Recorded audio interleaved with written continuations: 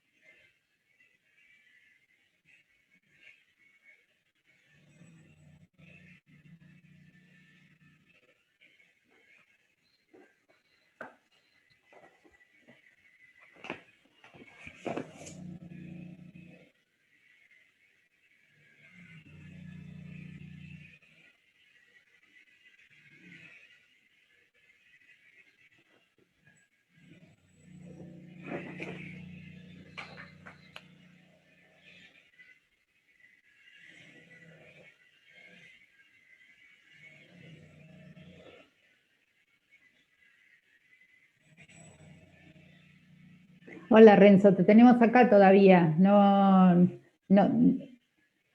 ¿qué tal? Buen día. Bien. No te tocó este turno?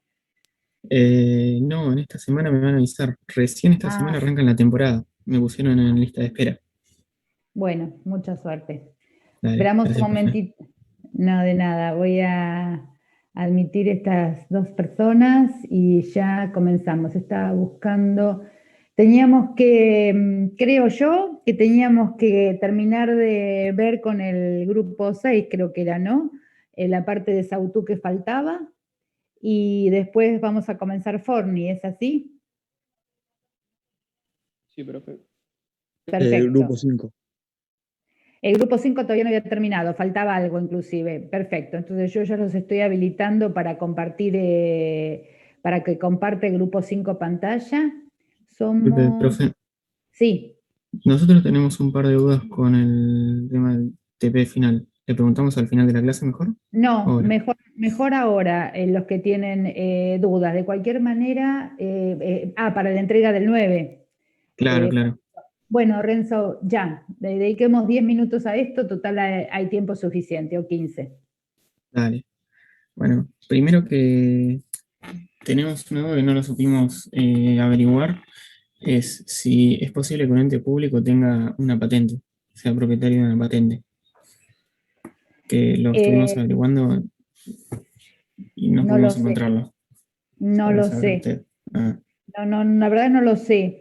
Debería ser posible que tuviera una patente. Digo esto para evitar que un ente privado le saque la posibilidad, le saque el invento. perfecto.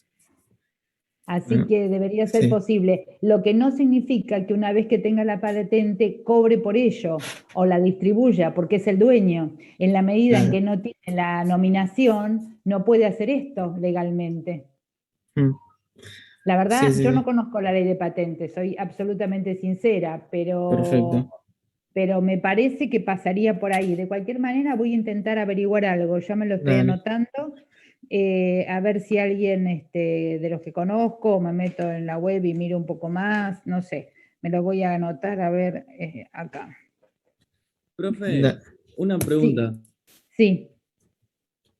La entrega uno con la entrega 2, o sea, ¿la entrega 2 tenemos que entregarla con la entrega uno también o la entrega uno No, ya no, está aparte? no, la idea es que ustedes en la entrega uno me plantearon problema, tema, qué sé yo. Entonces, ahora en la entrega 2 ya esto mismo que ustedes trabajaron lo pasan al formato del TIF de la entrega final.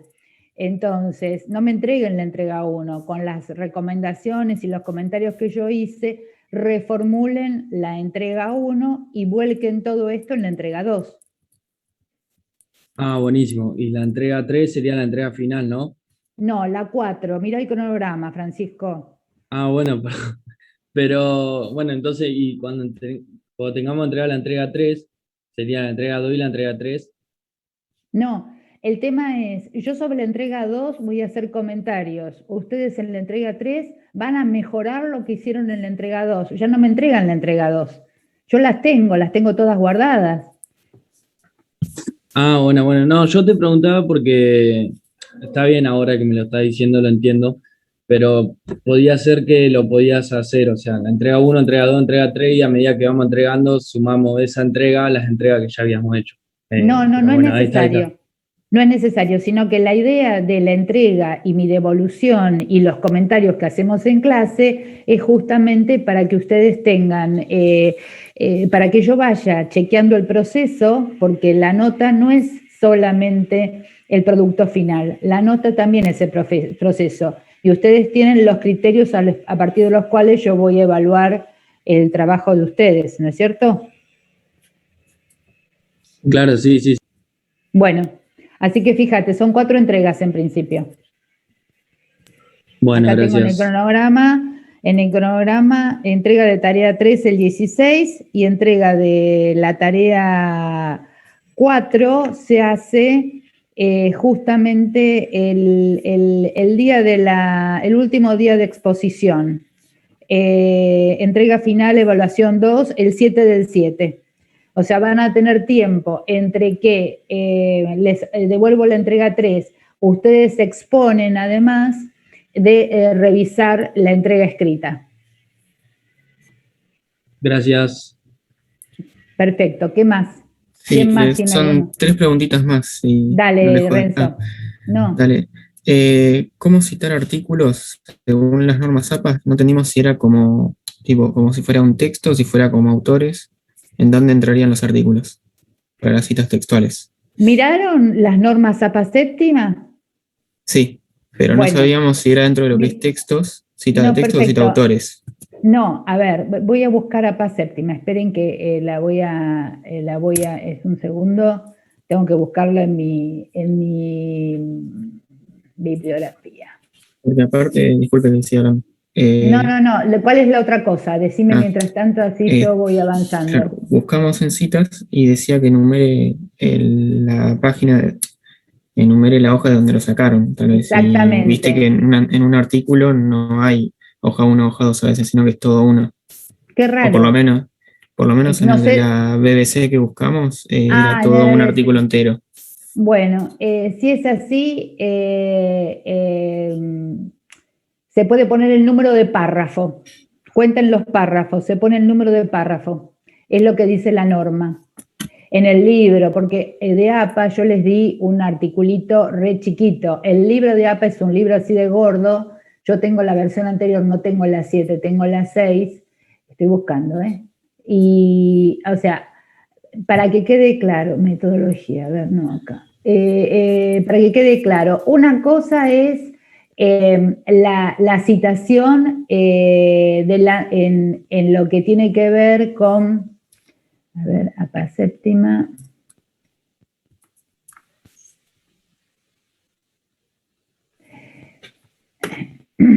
Acá está, Manual Normas APA séptima. Una cosa es la denominación, esperen que voy a tratar de...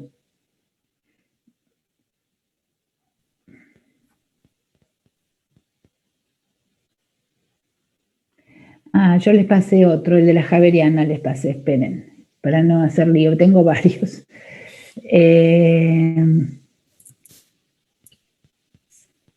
A ver si nos entendemos, así es más fácil. Yo les pasé el de la Universidad Javeriana, creo. Voy a sacar esto por las dudas, para que no se haga lío cuando comparto. A ver. Ahí está. Entonces ahora voy a tratar de compartir con ustedes esta pantalla. Share APA séptima. Perfecto. Ahí vamos. Ahora va a aparecer. Entonces, hay dos cosas para que quede claro para todo el mundo, porque esto que pregunta Renzo sirve para todos. No sé por qué no me deja poner pantalla completa. Bueno.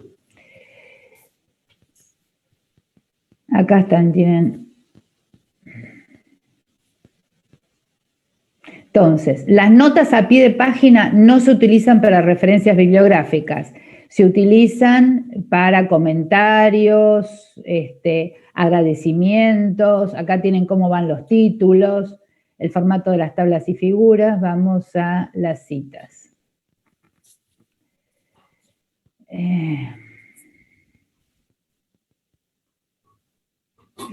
No sé por qué no puedo ponerlo más grande. Acá, ahí está. Ahí está. Y acá puedo aumentarlo. Lo que nos está diciendo APA es que en el texto, según Kaplan y Spasu, entre paréntesis la fecha, si es menor que 40, la cita textual. ¿Estamos hablando de cita textual o de paráfrasis, Renzo? Cita textual. Por eso. Si tienen menos de 40 palabras, que como ven son 3 renglones más o menos, se pueden contarlas, pero abrís las comillas, cerrás las comillas una vez terminando la cita textual y ahí se pone el número de página y finalmente el punto final de la cita textual. Esta es la manera. Y luego, al final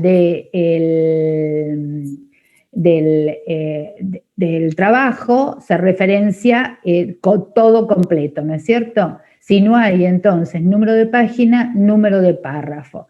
Esto es lo que llaman la cita narrativa. Y después tenés la cita parentética, que significa que no se pone según tal y tal, sino que se pone directamente entre paréntesis, entre comillas, perdón, la cita, y entre paréntesis se pone Kaplan y Spasu, 2019, página 111.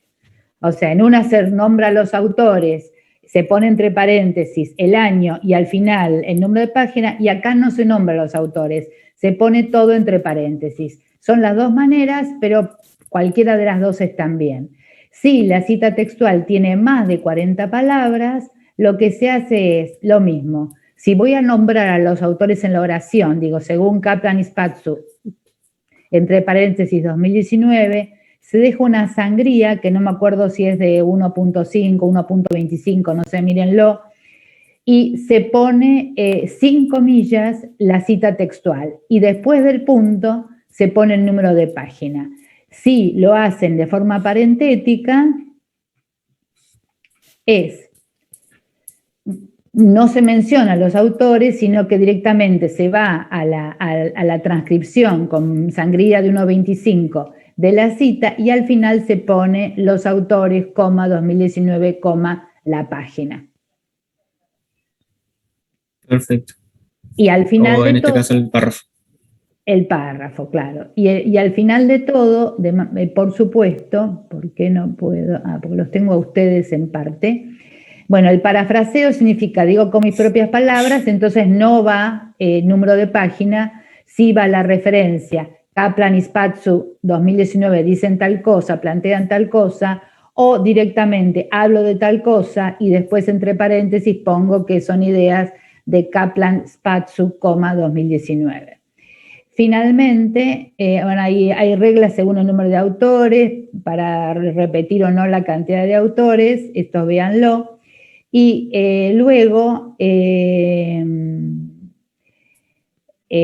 tenemos al final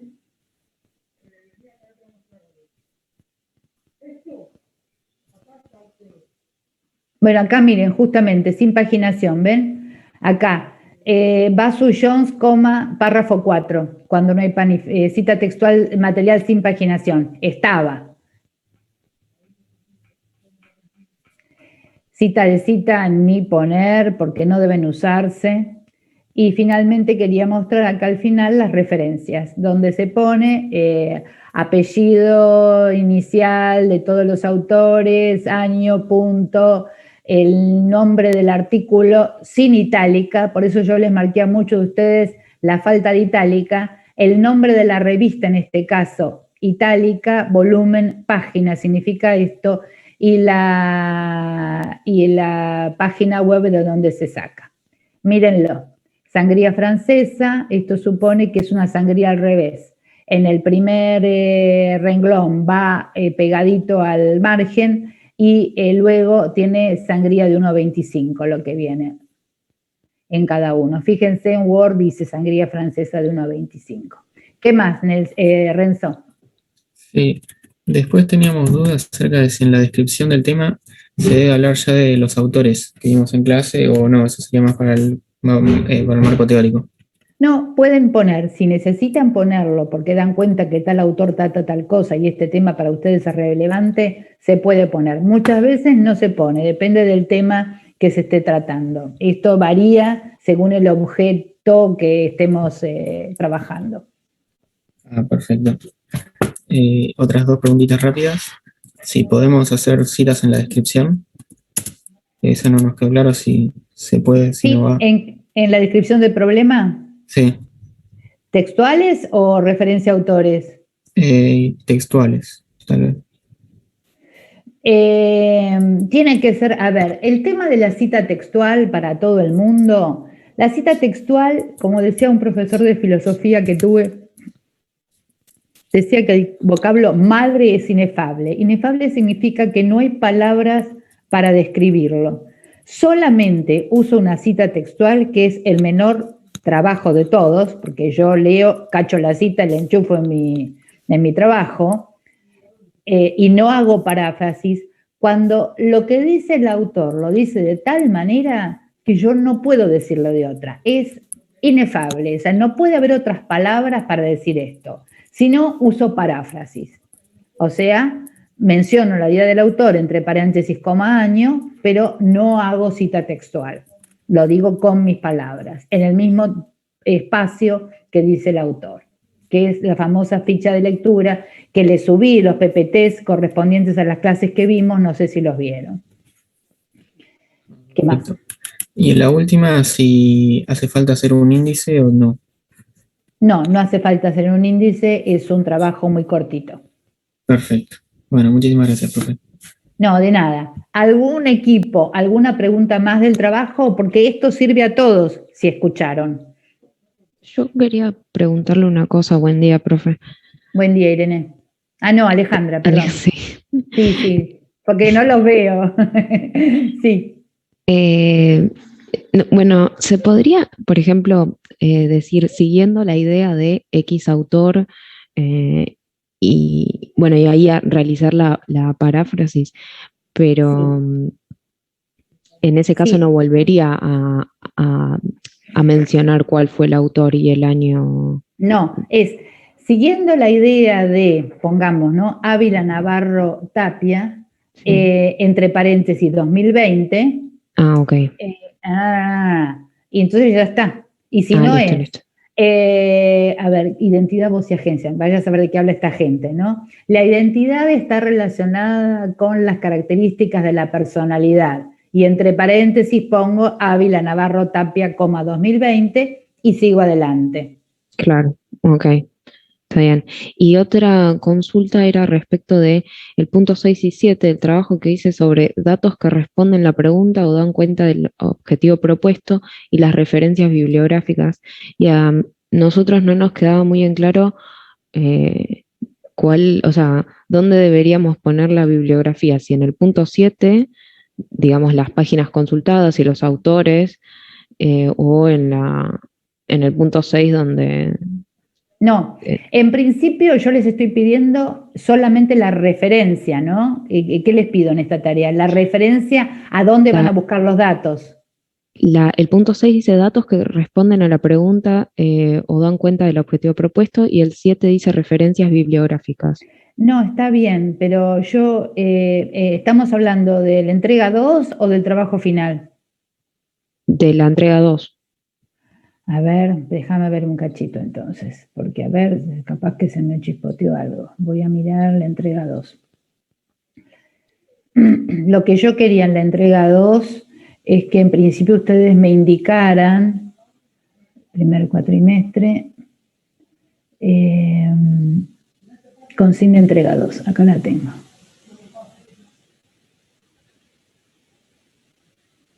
No, lo voy a compartir para que veamos la importancia de leer las consignas y de entenderlas, ¿no? Porque si fuera solamente leerlas, Todo el mundo sabe leer, creo yo. Esperen que esto lo amplío. Acá están viendo esto es la consigna de la entrega 2. Sí, profesor. Introducción, presentación del tema, descripción del problema, objetivo, 1, marco teórico. Ya pido que desarrollen el marco teórico. Esto es lo nuevo de la entrega 2, que desarrollen el marco teórico, porque esto lo tenían puesto de otra manera, pero más o menos lo tenían, a algunos les faltaba describir y demás. Y lo que les pido es identificar las fuentes de datos. Solamente que me digan de dónde van a sacar la información, completo. O sea, por ejemplo, podría... listo, está bien. Y eso luego sí se va a repetir nuevamente en referencias bibliográficas en el trabajo final. Ok. Ahora ahí sí podría poner los links por ejemplo, el INDEC en este caso, de la página que consulté, ¿así? Claro. Ahora lo van a poner en los dos lados, en definitiva, porque yo les estoy pidiendo acá yo quiero saber si ustedes, qué estuvieron indagando ustedes para poder orientarlos. ¿Se entiende? Pero no quiero darles todo servido, quiero que indaguen ustedes y después yo sobre esto trabajo. Pero además, después cuando ustedes desarrollen los datos, ya no van a tener en este punto 6 de dónde lo saqué solamente. Eso va a pasar. En la entrega 2 se va a repetir en referencias bibliográficas y en lugar de datos, pero después en la entrega final va a salir de datos porque ahí van a hacer cuadros, tablas, van a contar lo que encontraron, qué sé yo qué van a hacer. Y solamente va a quedar en referencia bibliográfica en la fuente de donde sacaron los datos. Está bien, ok, está bien. Gracias, profe. No, de nada. ¿Qué más?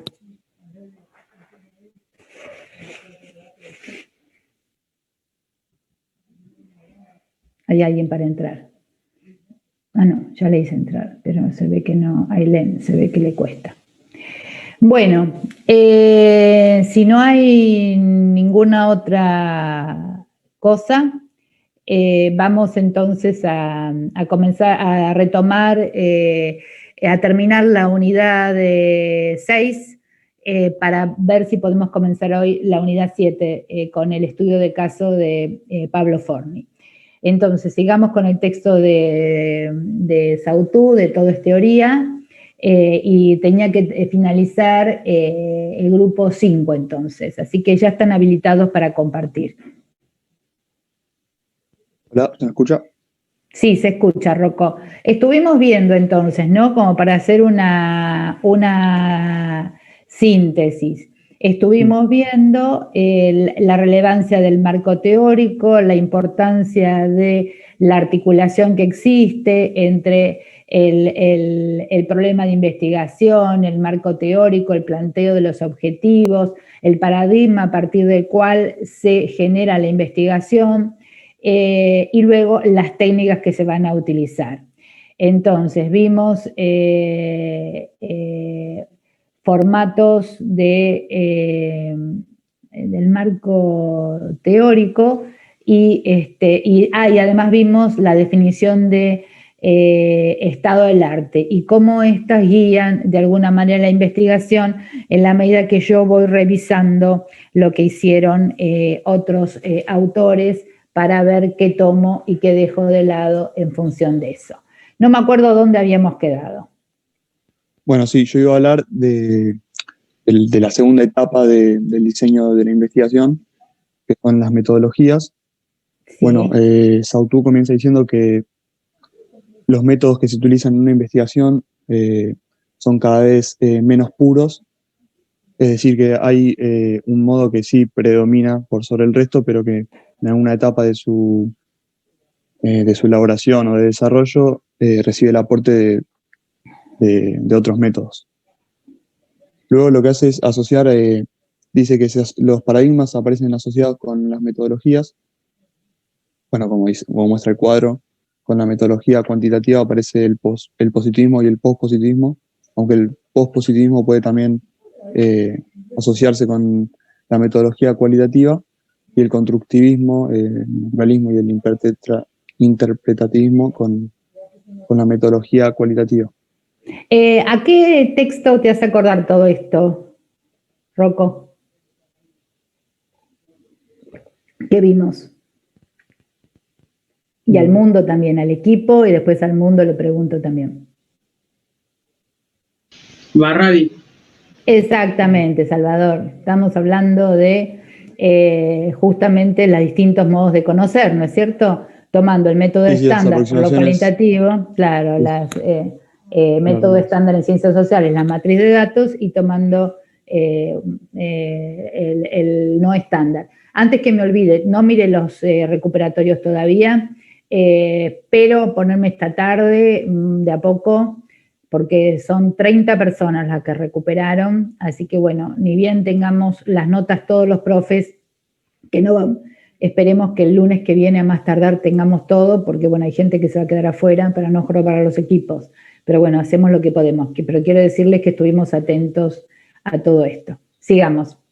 Bueno, sí, justamente la metodología cuantitativa hace un uso más extensivo del método experimental y utiliza la matriz de datos, como bien dice Marray, y que muchos investigadores han afirmado que la diferencia entre la metodología cuantitativa y cualitativa han ido desapareciendo y que ya no es una diferencia tan amplia como lo retratan otros No, autores. fundamentalmente se debe a la posibilidad, imagínense si hubiera que trabajar, supónganse que le preguntan a 1.500 personas ustedes. Yo he hecho un trabajo, por ejemplo, coordinando un trabajo donde se visitaron 1.845 geriátricos, un trabajo de diagnóstico de la situación de los geriátricos a nivel nacional. Son 3.000 y pico los registrados, o eran hace unos años, no muchos años, y era 5 años más o menos. Imagínense si en lugar de trabajar con una matriz de datos en un Excel que después se pasa a un programa, yo trabajara a mano y tuviera una planilla con los 1.500 casos marcando con una crucecita cuando la persona dijo sí o no, por ejemplo, no sé, la edad, poniendo en una columna la edad de los 1.500 casos y procesando después esto con máquina de calcular. Hoy en día, ¿qué tenemos? Hoy tenemos una planilla de Excel que eso después se pasa a SPSS o a cualquier otro procesador. Hay gente esperando acá, esperen que admito. En unos minutos yo puedo tener frecuencias de 10.000 entrevistas, 10.000 casos. Entonces, esto me permite una repregunta con límites, ¿no? Porque mi base de datos tendrá los datos que pedí en un cuestionario o lo que fuere, pero de cualquier manera me permite una repregunta que antes esto era imposible. Por eso se habla que lo cual y lo cuanti cada vez se acercan más, porque la tecnología nos permite trabajar rápidamente con los datos y hacerle a los datos nuevas preguntas. Sigan.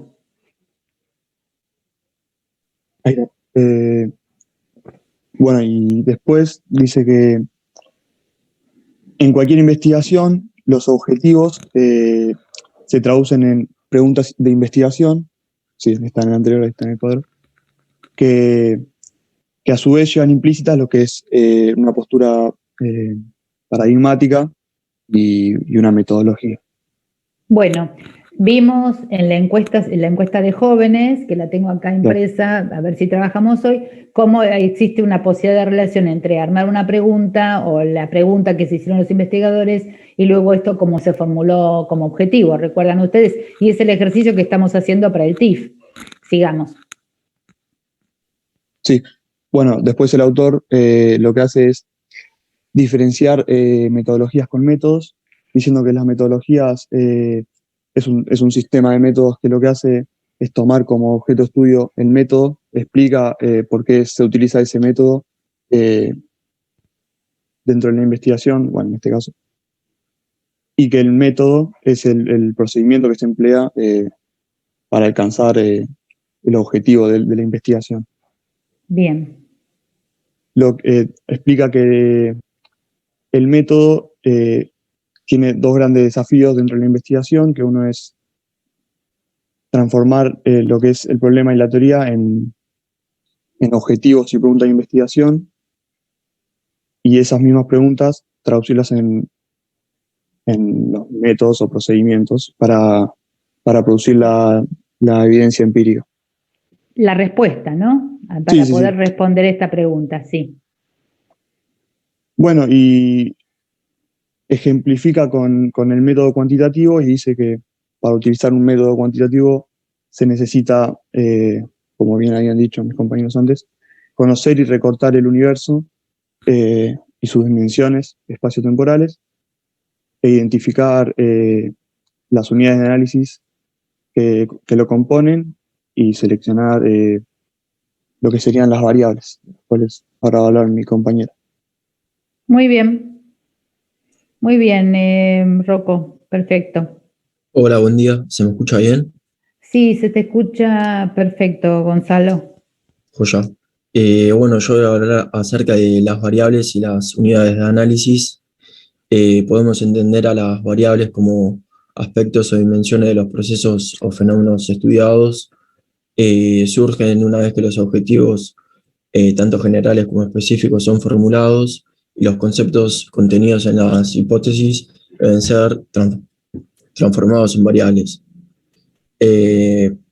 Poseen un referente directo observable y pertenecen al dominio de la teoría. Para observarlas hay que encontrar un nexo con el plano observacional, el cual se denomina definición operacional. Algunos autores hacen una diferencia entre variables y constructos. Las variables son unidimensionales, mientras que los constructos son construcciones que denotan conceptos multidimensionales. Sin embargo, ninguno de los dos conceptos, ya sea simples o complejos, puede ser separado de su base teórica. Solo tienen sentido cuando tienen un respaldo teórico. Bien. Bien, ¿se acuerdan cuando hablamos del índice de desarrollo humano, el IDH, y que vimos el ranking de los países? No hace mucho, fue cuando vimos pobreza, con Kessler y todo eso, ¿se acuerdan? Sí, sí. Sí, profe. Bueno, ¿cuál es la unidad de análisis para el índice de desarrollo humano? ¿Y cuáles son las variables, los aspectos que considera para rankear? ¿Qué les parece?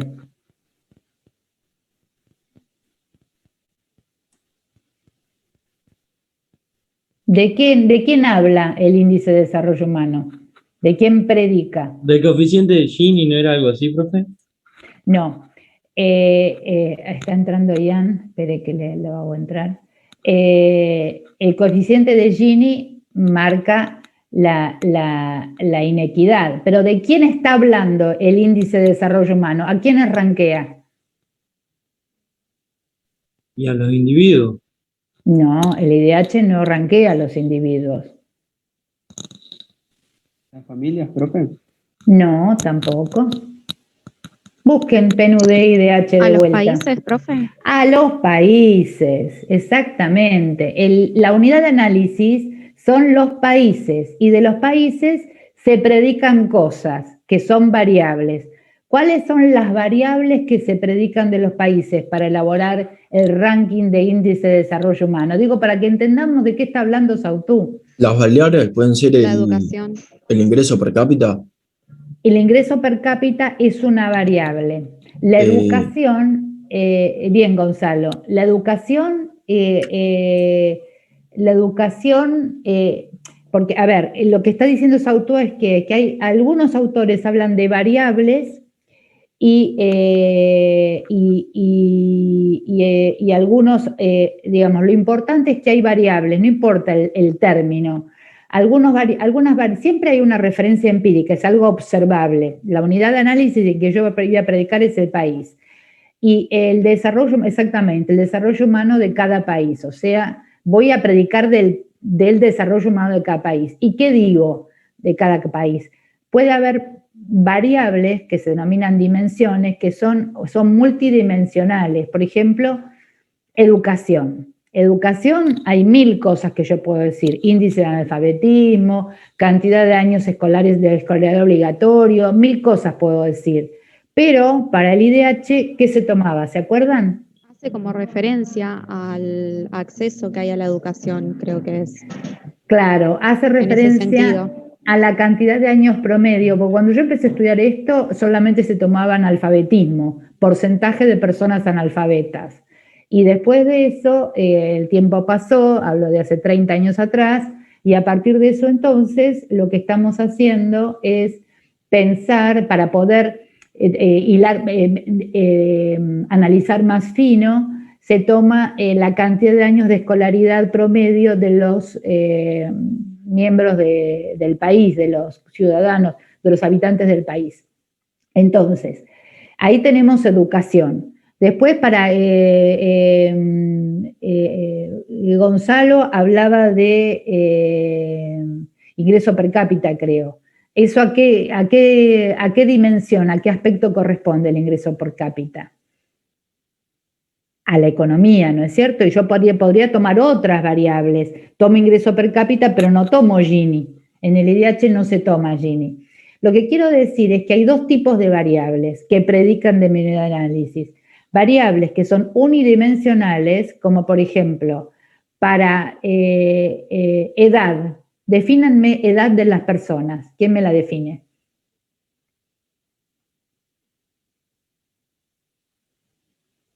Vamos a buscar, le vamos a preguntar a alguien que nunca le pregunté. Por ejemplo, a Melina Nito. ¿Cómo podría yo medir la edad de las personas?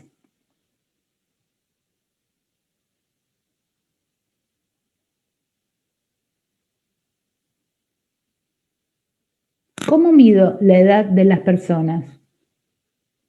¿En qué la mido? En años de vida. En años y meses. Y meses. ¿Y cómo defino conceptualmente esta variable? Concepto de edad de las personas. El tiempo que ha vivido una persona que está... Claro, tiempo transcurrido desde que nació hasta el día de hoy, por ejemplo, ¿no? Medido Claro. en años, meses o si quieren en días, o años, meses y días. Digamos, esa es una definición conceptual de una variable. Esa variable, edad, tiene una sola definición y un solo indicador, que es la cantidad de años, meses y días que la persona vivió. Supónganse la variable motivación. Defínanme motivación. Y quizá le vuelvo a preguntar a Melina. Melina, ¿está por ahí? Sí, profe. Bueno, me alegra. ¿Qué te parece? ¿Cómo podemos definir motivación? La motivación para estudiar introducción a las ciencias sociales. ¿Cómo definirías motivación? Matías Fredes, ¿podés ayudar? Perdón que interrumpa, profe, pero creo que a estas alturas nadie puede definir lo que es la motivación. Deberían. ¿Qué puede ser la capacidad para, no sé, realizar alguna acción más allá de las circunstancias o cómo podríamos definirlo? Claro, digo, El esto estímulo. depende. Claro, La capacidad depende. de hacer que otras Sí. personas tengan intención y voluntad para hacer cosas. Voluntad para hacer cosas, estímulo, digo, no me importa porque no tenemos como un incentivo para realizar algo. Buenísimo, Melina, incentivo para hacer algo. Tengo esta definición conceptual porque me leí 50 libros de psicología que dicen que es un incentivo para realizar algo la motivación. ¿Cómo la mido? ¿Cómo miro en la realidad real que un alumno está motivado? Yo tengo una definición teórica. ¿Cómo la medirían ustedes? Profe, ¿puede ser a través de las notas o de la participación? Sí, la asistencia a clases. También. Bueno, entonces ahí tenemos distintas dimensiones de la variable motivación. Yo podría medir, de acuerdo a mi marco teórico, la asistencia a clase, la cantidad de preguntas que hacen en clase, la nota, ¿no es cierto? Entonces, yo, de acuerdo a mi marco teórico, de acuerdo a lo que leí sobre esto, elijo una, pero podría elegir varias. Entonces, podría ser varias mediciones relacionadas con esta variable multidimensional que es motivación. Ahora, fíjense ustedes lo importante de este proceso, Porque si yo no defino conceptualmente que motivación es un incentivo para hacer algo, la voluntad de hacer algo, como decía Salvador, o el interés, ¿no? Y defino que voy a medir motivación según varios aspectos, varias dimensiones, la presencia en clase, las preguntas que se hagan, las notas que se saquen, que son indicadores porque es la referencia empírica, es una variable que tiene directamente referencia con la realidad. Yo le pregunto a una persona, le digo, bueno, en tu curso, ¿los chicos están motivados? Le pregunto a un profesor de la cátedra. Y él piensa que motivado es que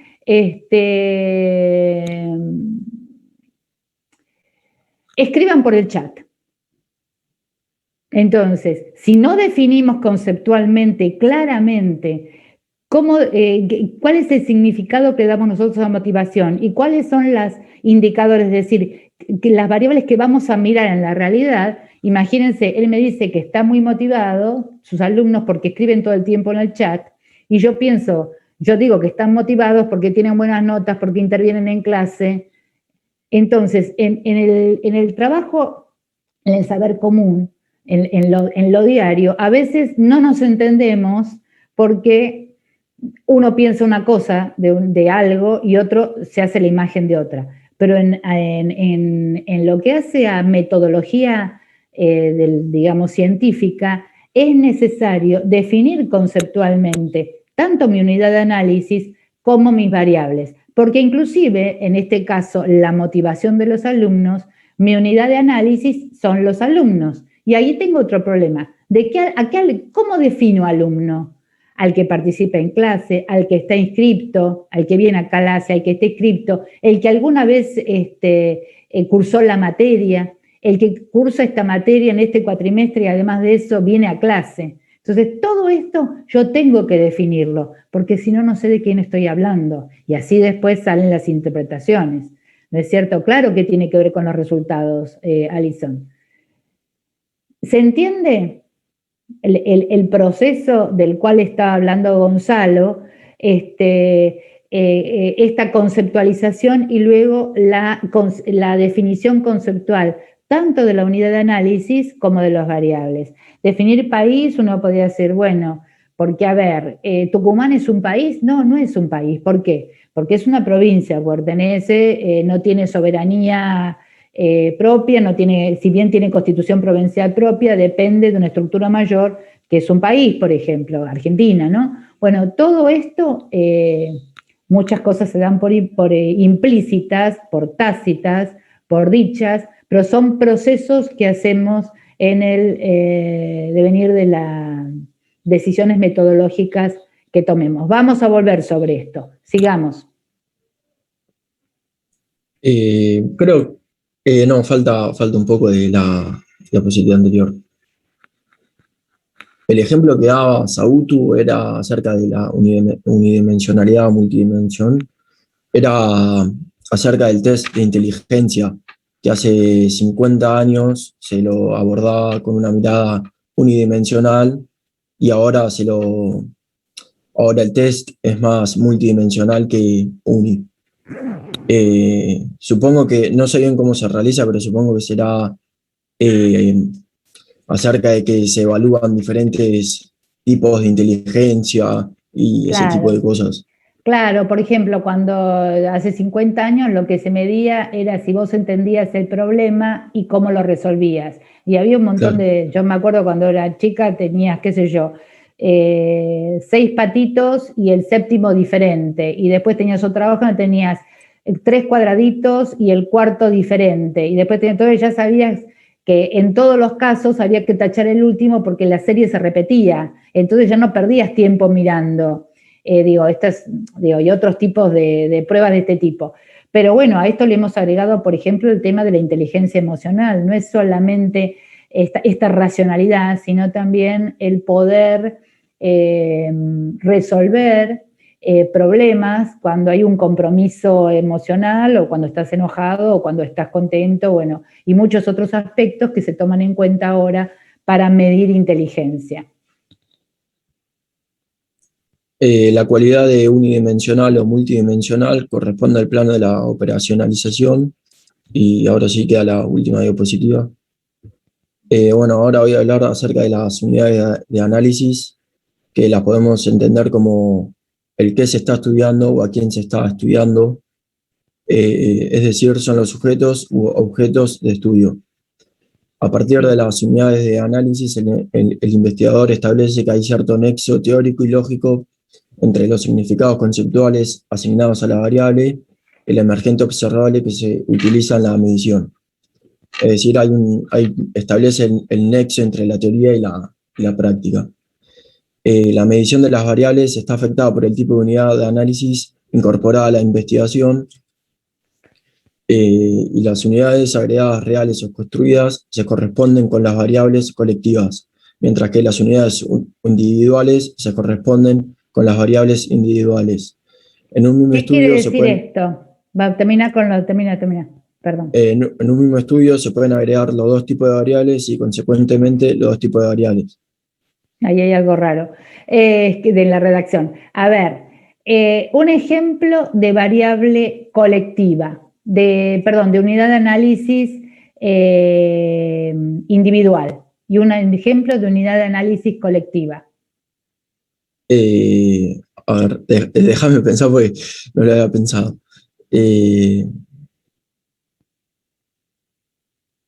Lo que yo estoy diciendo es una pista, por ahí podría ser. Quizás la unidad de análisis, por ejemplo, puede ser una comisión por ejemplo, la comisión esta. Claro, la comisión es colectiva, ¿no es cierto? Está conformada por muchos miembros. ¿Y la unidad de análisis individual cuál sería? Una alumna en particular.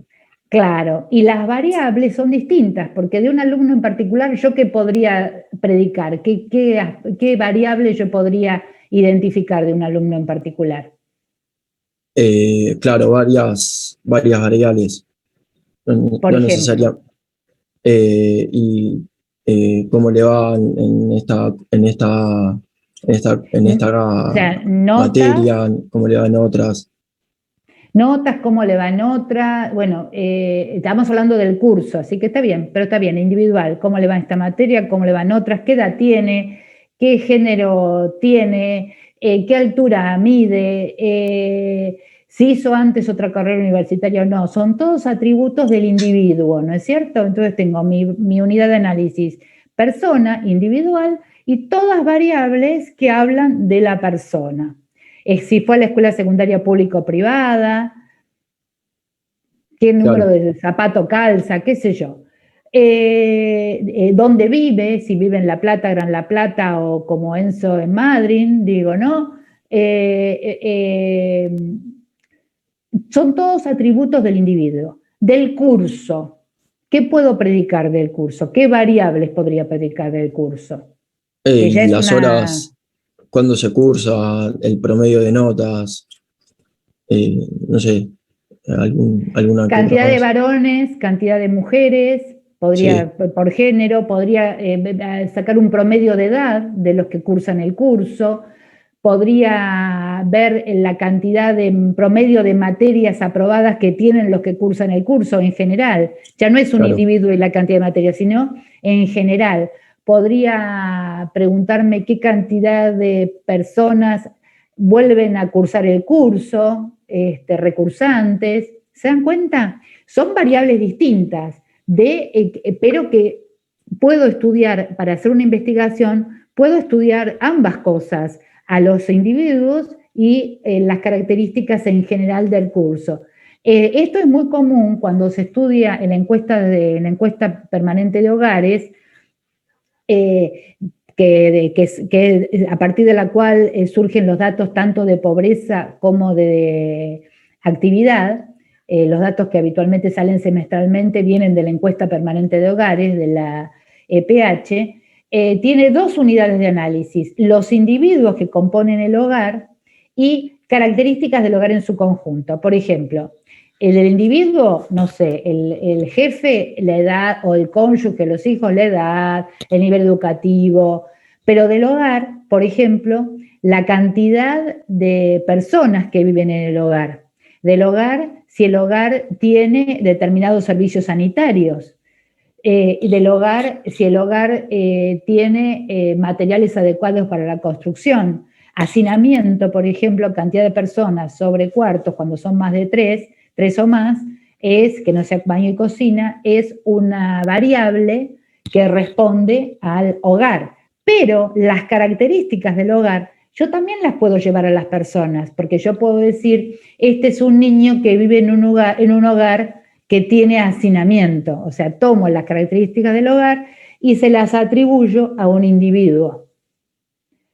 Es otra cosa, pero quiero decir con esto que siempre estamos jugando con el alumno y la clase, con el miembro del hogar y las características del hogar. O es un adolescente que vive en un hogar con necesidades básicas y satisfechas, porque, por ejemplo, no sé, no tiene baño con la casa, no tiene baño con retrete con descarga de agua. Entonces es importante y se usan varias, cada una de estas unidades de análisis con sus variables constituye una matriz de datos, con lo cual para una investigación puede ser que haya más de una matriz de datos. Sigamos. Profe, otro ejemplo podría ser el estudio de la intención de voto, que creo que da este ejemplo Sautou, que dice que si tomamos la decisión de voto individual de una persona, bueno, estamos usando una variable, una unidad individual, una variable individual, pero si le sumamos, por ejemplo, la clase social o la edad, se puede ya hablar de unidades o variables colectivas, ¿no? Porque no... Porque tomamos el atributo de la clase social para luego llevarlo al individuo, pero es una variable colectiva porque es una medida estandarizada del ingreso, el nivel educativo, no sé, la tenencia de bienes de consumo no durable, por ejemplo, un auto, las características, el barrio, no sé, distintas características que hacen a la composición de clase. Sí, muy bueno, sí, ese ejemplo que das Augusto es adecuado. Y lo que decía también era que una unidad de análisis individual conforma una unidad de análisis colectiva, ¿no? Como que la colectiva está llena de unidades individuales de análisis. Claro, pero este pasaje del atributo de lo colectivo puede pasar a lo individual. Por ejemplo, una persona de sectores medios, ¿no es cierto? Persona de sectores medios, es un atributo que lo paso a individual, pero deviene del colectivo. Y a la inversa, el colectivo puede tomar de lo individual, porque yo digo un hogar de 5 personas. ¿Qué estoy diciendo? Tomo a los individuos y con eso genero, supónganse que la intencionalidad de voto es distinta si vivís en un hogar con mucha gente que si vivís en un hogar con poca gente. Estoy inventando, ¿no? Entonces, bueno, yo digo, la intencionalidad de voto de los que viven en hogar, de la persona que vive en hogares de muchos miembros es tal, y la que vive en hogar de pocos miembros es tal otra. O sea, es un atributo individual, pero que deviene también de algo colectivo, ¿no es cierto? Sigamos. Ahí terminamos nosotros y ahora sí el grupo 6. Muy bien, muy bien. Elian había participado, ¿no? Sí, había participado en la... Sí, había dado la sí, clase ya me acuerdo. Sí, perfecto. La única que no había participado era Elian Roldán, Gonzalo, que en principio no está trabajando con ustedes. No, nunca apareció. Nunca apareció, no, y ahora después estoy chequeando, hoy si empiezo a corregir, voy a empezar a chequear todo y ya depurar para que la semana que viene podamos revisar con la conformación de los grupos, porque bueno, tenemos que revisar en función del resultado del parcial. Bien, sigamos entonces con el grupo 6 y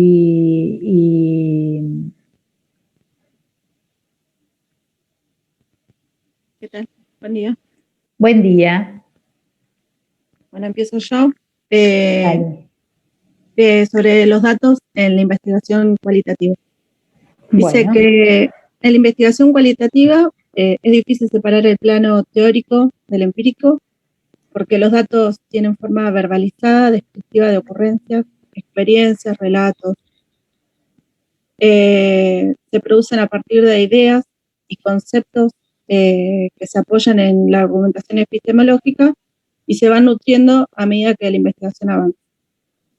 El razonamiento inductivo está presente desde el inicio del proyecto y las observaciones de casos particulares llevan a enunciar conceptos, ideas o hipótesis que a su vez guían la búsqueda de datos y toman forma de ideas generales que luego van a ser profundizadas o clarificadas. Los datos no dominan los métodos, sino que los paradigmas y las teorías establecen reglas, requisitos y condiciones para abordar la definición de lo empírico. Y para ello se han desarrollado instrumentos, técnicas y programas que permiten producir o recoger los datos, sintetizarlos y analizarlos. O sea, para decirlo en criollo para que todos entiendan, la investigación cualitativa no trabaja con números, trabaja con palabras. Entonces, la idea, como bien dice acá, es que a partir de las palabras y la interpretación, o sea, ya sea una entrevista donde yo hago preguntas y la gente me responde, o a partir también de la lectura de documentos, digamos, todo esto que constituyen palabras o el registro de la información, se hace el análisis. Y el análisis es muy poco estructurado porque fundamentalmente, como es inductivo, es decir, a partir del dato yo voy construyendo teoría. ¿Se acuerda cuando vimos conceptos de Howard Becker? Entonces, es que en función de lo que va mi análisis y mi interpretación, es que yo tomo decisiones metodológicas. Bien. Dice que las necesidades de producción de evidencia empírica imponen reglas y requisitos que son resueltos desarrollando métodos y que respecto a esos métodos no hay un acuerdo respecto a su denominación, porque esa denominación y las clasificaciones dependen de la orientación de los autores. Y que Mais y Haberman reprodujeron dos sistemas clasificatorios de investigaciones cualitativas. Una es el árbol de Wolcott, en la cual las raíces son la experiencia de la vida cotidiana, y después se divide en tres ramas. Dos representan la entrevista y la observación no participante, y la tercera rama representa las estrategias de archivo, que incluye análisis de contenido. Y que cada una de las ramas, a medida que va subiendo, está más lejos del terreno empírico. El análisis de contenido, entonces, es cuando yo analizo un documento. Supónganse, estoy mirando, o sea, hay una publicación anual de Techint, donde da cuenta de todo lo que hizo Techint o el gobierno de la provincia de Santiago del Estero, de todo lo que hizo el gobierno durante ese año. Y a mí me interesa ver cuáles son las dificultades y facilitadores que tuvo la gestión de la provincia, de Techint o de quien fuera. Entonces, más allá de hacer entrevistas y entender lo que está ocurriendo a partir de, o de lo que ocurrió a partir digamos, del discurso de los actores, de las personas que entrevisto, también analizo los documentos. A esto se están refiriendo estos autores, ¿no es cierto? La observación, la entrevista y el análisis de documentos. ¿Qué más? Otra de las clasificaciones es la de test, que se subdivide en tres categorías. Una está centrada en el lenguaje, otra en patrones o regularidades y otra en significados de textos o acciones, y cada una cubre diferentes enfoques teóricos, metodológicos. Bien. En esas dos clasificaciones existen rasgos comunes. Uno es que todos los métodos cualitativos tratan de captar el nudo central y los elementos de la realidad estudiada. El segundo es que los agentes sociales ocupan el lugar central en la investigación. Y el investigador siempre trata de desprenderse de ideas, interpretaciones preconcebidas. Y el tercero es que los datos son textos escritos o auditivos. Hay muchos investigadores que no desgraban las entrevistas, las graban y las escuchan muchas veces. Otros, yo por ejemplo, necesito desgrabar y tener la entrevista en papel para poder hacer un análisis e interpretación. Pero eso varía. Hay gente que no desgraba, escucha y en función de eso va analizando los datos y viendo cómo los interpretan. Bien. Yo ya terminé, sigue Lucas. Muy bien, Irene. Voy a hablar yo, profe. Bueno, Lucas. Yo voy a hablar acerca de las tradiciones y las clasificaciones del método cualitativo. Primero, como acepción general, el investigador enfoca el mundo desde su propia comunidad científica. Bueno, esto hace ya referencia a lo que veníamos hablando de que el investigador extrae reflexiones o ideas del mundo como él se podría decir que lo ve, y se aproxima a la realidad, y también lo enfoca desde sus modos y estrategias, bueno, para recoger y analizar la evidencia empírica. Y a partir de ello se nutre para definir el marco teórico y, bueno, especificar los objetos y los métodos. En cuanto a los momentos históricos, se podría decir, son 4. Bueno, y en la actualidad, que bueno, se dividen en etapas. La primera etapa surge a principios del siglo XX hasta la Segunda Guerra Mundial.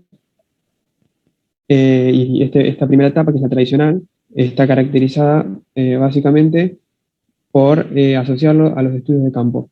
Se asocia al método cualitativo con los estudios de campo, que es como la observación, se podría decir. Claro, y los estudios de campo fundamentalmente tuvieron que ver con los estudios en principio fundantes. ¿Se acuerdan cuando vimos algo de funcionalismo en Giddens? Vimos poco, pero hacía referencia a antropólogos como Malinowski, Radcliffe Brown, Margaret Mead, que iban a estudiar pueblos nativos, pueblos originarios exóticos, por ejemplo en la Polinesia, o pueblos originarios de Estados Unidos mismo. Y entonces esta etapa hasta la Segunda Guerra Mundial se caracterizó por estos investigadores viajeros, ¿no es cierto?, que hacían viajes para ir a estudiar estas comunidades y pasaban largo tiempo observando y después escribían sobre ellas. Después viene la etapa moderna. Exacto. Bueno, en el surgimiento de la etapa moderna, esta etapa se nutre de la fase anterior, obviamente, pero se producen cambios en los procedimientos de la investigación. Y bueno, los textos que se consideran clásicos son los que surgen en esta etapa. Y además, dentro de este método cualitativo, se desarrollan varios enfoques teóricos, bueno, que a lo largo de la historia han tenido gran peso. Y una cosa interesante de esta etapa, que se desarrolla mucho más en la etapa siguiente, es que empiezan a surgir algunos atisbos, se asoma una discusión metodológica que se asoma en esta etapa y se hace mucho más concreta en la que sigue, ¿no? Bueno, de por qué es posible estudiar de esta manera los problemas de la sociedad moderna, desde la mirada cualitativa y no juntando datos cuantitativos, ¿no es cierto? Y entonces pasamos a la tercera etapa. Claro, exacto. Antes quiero mencionar que también en la segunda etapa surge la aplicación escasa de entrevistas y bueno, la observación participante.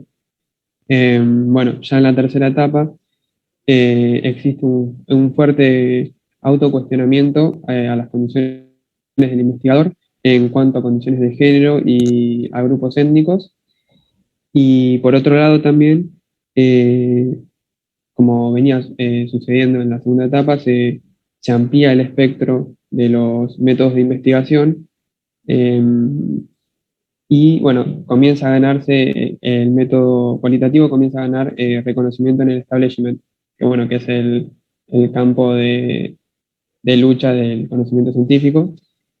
Y bueno, los métodos nuevos que surgen incluyen la teoría fundamentada, estudios de caso, métodos históricos, biográficos y bueno, entre otras herramientas.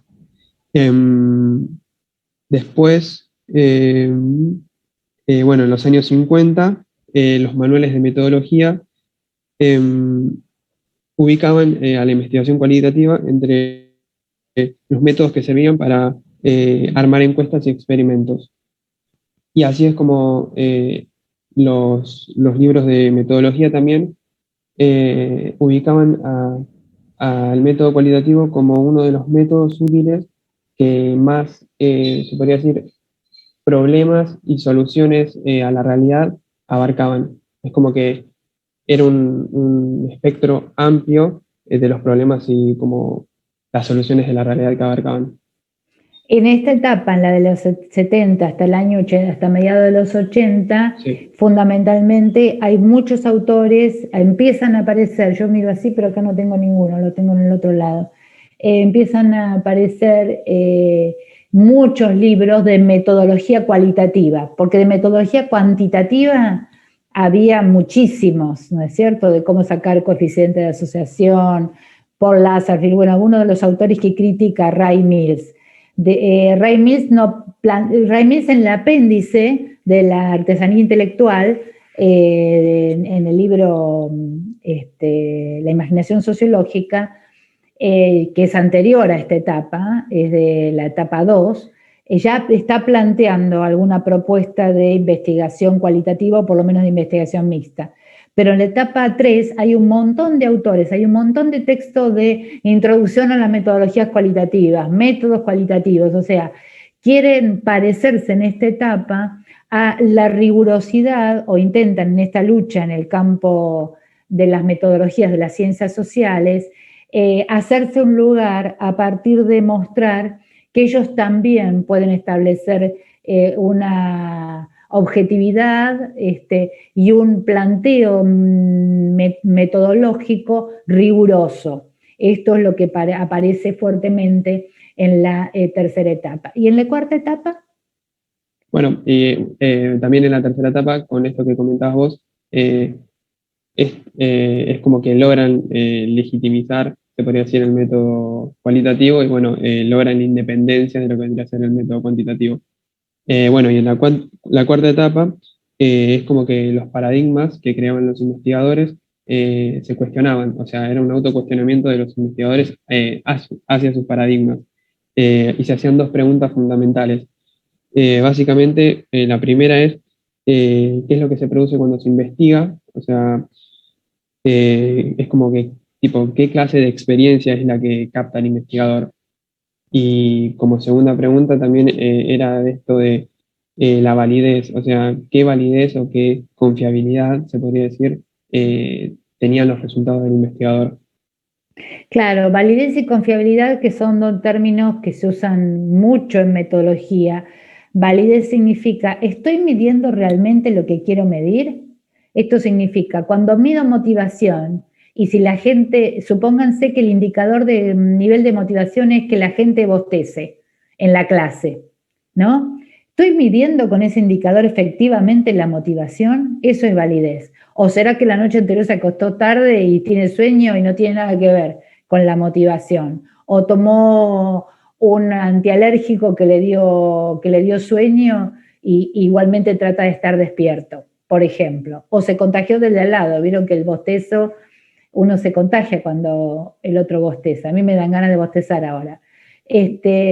Y confiabilidad es cómo aseguro yo que el distinto valor de lo que mido depende de que cambió el valor en el individuo y no es mi instrumento de medición. A ver si se entiende. Pongo un ejemplo. Yo defino la variable altura como diferencia entre el piso y la parte más alta de mi cabeza, ¿sí? Esa es la diferencia. Pero resulta que viene alguien que yo estoy descalza y viene otro a medirse que está con tacos altos.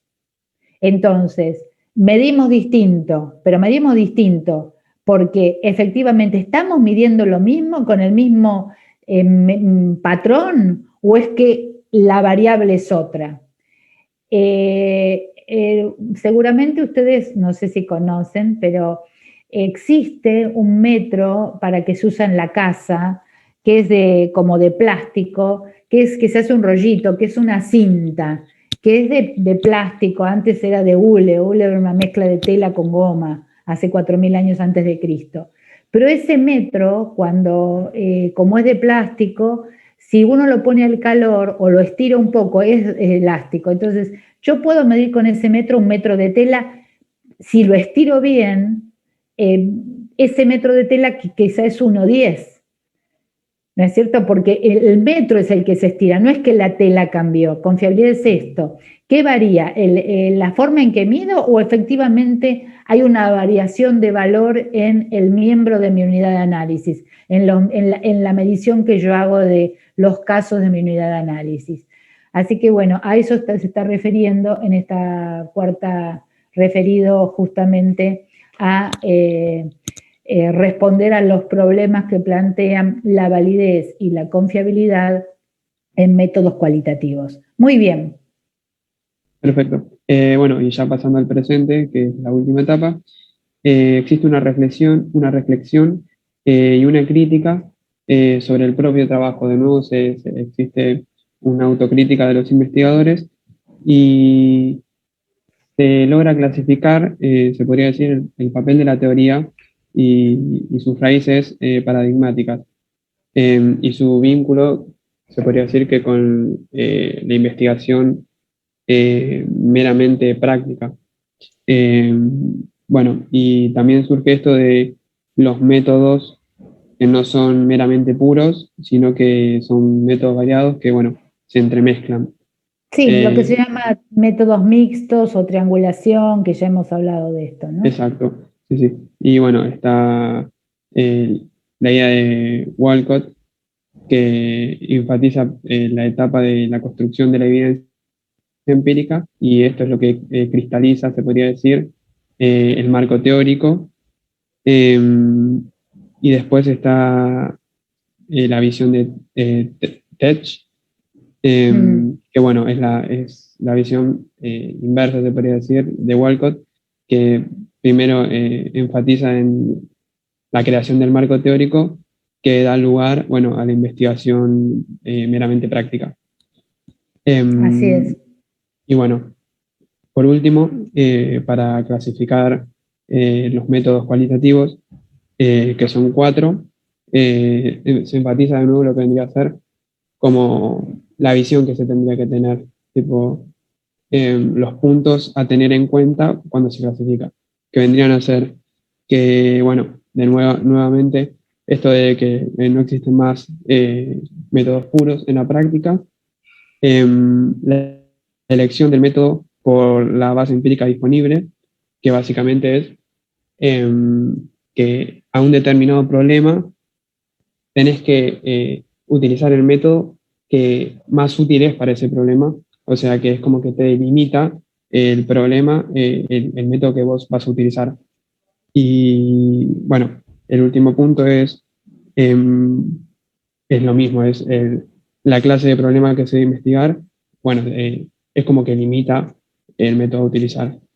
Y bueno, esto lleva a los 4 métodos cualitativos, que son el etnográfico, que es el estudio caso a caso, el análisis de textos y discursos, que está bastante relacionado con lo que vendría a ser a la etnometodología y al análisis cultural.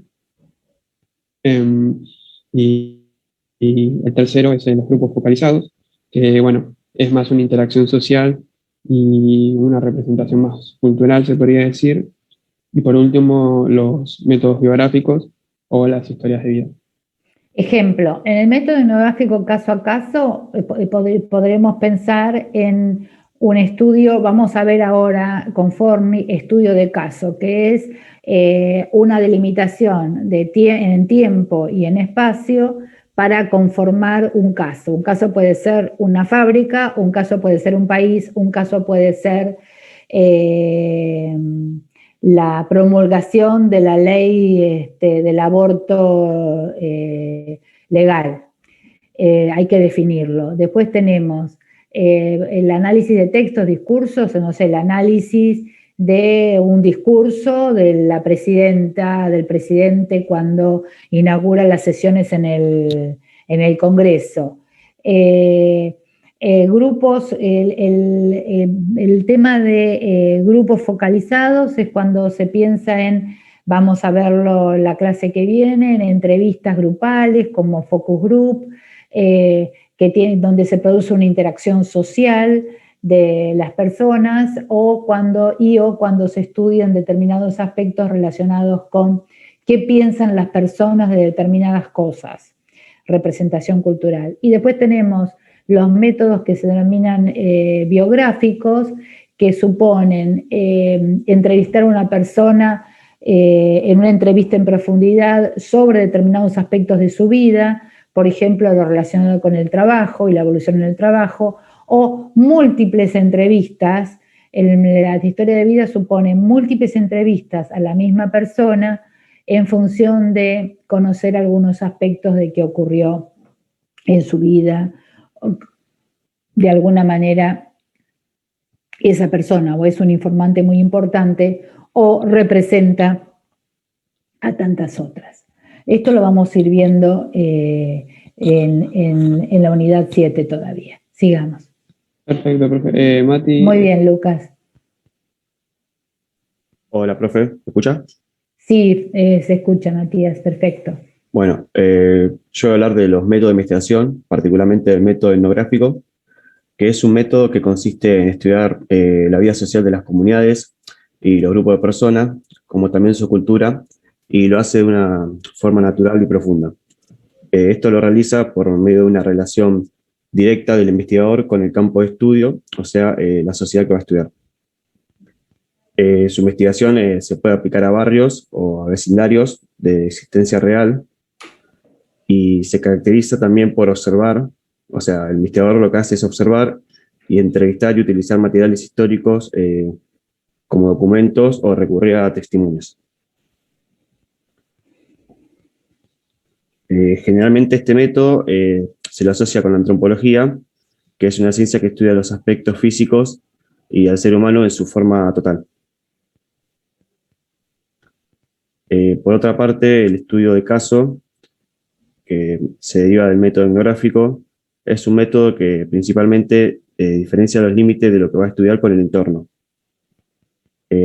También, por una parte, se aplica a investigaciones cuantitativas, pero especialmente a investigaciones cualitativas. A su vez, como el método etnográfico, también requiere estrategias para ir construyendo las evidencias empíricas. Y lo importante del método de estudio de caso es el detalle y la particularidad, que son sus características esenciales para estudiar, que lo hace mediante entrevistas o ideas que va forjando. A diferencia del método etnográfico, el estudio de caso se basa en entidades reales y contemporáneas, es decir, actuales. Por lo que a veces los límites que estudia, o sea, lo que está estudiando, no son identificables fácilmente. También posee 3 rasgos que son importantes, que primero que es particularístico, que es decir, que va a estudiar algo particular, no hace énfasis en todo, digamos. Después, que es descriptivo, o sea que, digamos, se fija mucho en los detalles de las complejidades, o sea que cuando la investigación es compleja, abarca mucho los detalles, y también que es heurístico, que permite explicar cómo suceden los hechos y por qué, que esto lo realiza mediante entrevistas, observaciones y demás. Algunos investigadores, algunos autores dicen que el estudio de caso apunta a la comprensión, ¿no es cierto? La heurística es la comprensión. ¿Cómo es que ocurrió tal cosa? Les pongo un ejemplo. En Argentina hace más de 10 años, 15 años, era una de las principales exportadoras de miel del mundo, de miel de abeja. Y se logró por una articulación y acuerdo entre muchos pequeños productores esta posibilidad de exportación en cantidad. Después hubo un problema con las abejas, se enfermaron, les dieron unos antibióticos y sobre todo el mercado europeo no aceptaron la miel argentina. Ahora nuevamente se acepta, pero bueno, hubo un periodo en que no. Pero lo interesante del caso de la exportación de miel argentina en cantidad tuvo que ver con el proceso de articulación de múltiples pequeños productores, que no es nada común que se pongan de acuerdo. Inclusive muchos no eran cooperativas, sino que eran una especie de articulación que tenía que ver más con redes de productores, mucho más, menos formal que la creación de una cooperativa de productores mieleros. Entonces, bueno, digo, ¿no? Comprender cómo se da estas articulaciones, estas asociaciones, porque la gente se conoce, porque confía entre sí, porque la confianza se fue favoreciendo, desarrollando de a poco, porque hubo un líder fuerte. Quizá por todo eso, esto es lo que un estudio de caso fundamentalmente hace. Vamos a ver ahora cuando veamos Forni, lo digo para que se den una idea de por qué el estudio de caso y para qué sirve. Sigamos. Perfecto. Bueno, yo mi parte ya terminé y sigue mi compañero. Muy bien, Matías, muy bien. Hola, buen día. Buen Yo voy a día. dar método cualitativo de análisis de texto y discurso. Bueno, Este método considera el lenguaje, signos, discursos y habla como objeto de investigación. Se autó en el texto claro que para esto se necesitan varios supuestos. Primero, los fenómenos sociales pueden ser descubiertos, pero son creados por la lengua misma que se usa para describirlos. Segundo, el lenguaje organizado en discursos tiene el poder para dar forma a la manera en que la experimenta y se comporta en el mundo. Tercero, el lenguaje contiene las categorías básicas que usamos para entendernos entre nosotros, afectando el modo en que actuamos. Cuarto, el lenguaje que reproducimos nos ayuda a diferenciarnos. Y quinto, hacemos uso de patrones de significados compartidos. Estos supuestos llevan a configurar una base empírica que sirve a diversos métodos de investigación que se apoyan en el lenguaje. La variedad de métodos de análisis del discurso es grande. No solo se diferencian en sus modelos teóricos provenientes de distintas áreas, como puede ser la sociología, la psicología o la lingüística, sino en la manera de abordar y analizar el lenguaje. La investigación de conversaciones es desarrollada por Sachs, quien se interesa en el lenguaje porque a través de él era posible conocer cómo está organizada la interacción social. En la actualidad, el análisis de conversaciones está focalizado en los detalles de las interacciones reales. Los 3 supuestos de este enfoque son: primero, la acción-interacción social que exhiben en la conversación pautas de rasgos estructurales estables y recurrentes. Segundo, la acción comunicativa está doblemente contextualizada, moldeada por el contexto de expresiones verbales y renovando ese mismo contexto. Y tercero, ningún detalle puede ser descartado a primera vista. El lenguaje escrito y oral constituye la materia prima de los estudios culturales, lo que incluye el análisis de pinturas y grabados, films, publicidades, propaganda, entre muchas otras. Está fuertemente apoyado en el análisis cualitativo del discurso, en sus procedimientos y estrategias para producir datos, y son muy variados, desde documentos de diversos tipos a la observación y participación de un evento cultural. La orientación más... No, termina con el análisis de textos y de discursos, después yo digo algo. Termina con esa parte. La orientación más importante de los estudios culturales se ocupa en investigar la manera en la cual los elementos del discurso están asociados unos con otros y así presentar una imagen del mundo cultural. Las distinciones culturales expresan así puntos de vista a través de clasificaciones y diferenciaciones, las cuales están impresas en el lenguaje.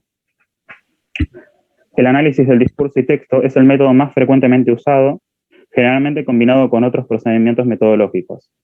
Los contenidos de los estudios incluyen editoriales de diarios, artículos, cuentos y relatos, publicidades, entre varios. La mayoría de estos estudios abordan no solo el análisis de los contenidos, sino también que encaran las condiciones de la producción de los mismos, en el cual trasciende el análisis puro del discurso. Hasta ahí lo que sería este método. Quiero decir algo. Hemos hablado de esto en clase, pero lo retomo para que entendamos bien en qué consiste el análisis del discurso o el análisis de textos. Si uno tomara 5 publicidades de detergente para lavar platos en los últimos... de la década del 60 en adelante, yo diría entonces los últimos 50, 60 años, digamos, desde que salió la televisión argentina en los 50, pero digo, cuando se hace más masiva, en los 60 hasta hoy, vamos a ver prácticamente que hasta, yo diría que hasta los 2000, seguro, siempre era una mujer la que lavaba los platos, muy preocupada por la brillantez y porque la grasa de su cocina desaparezca.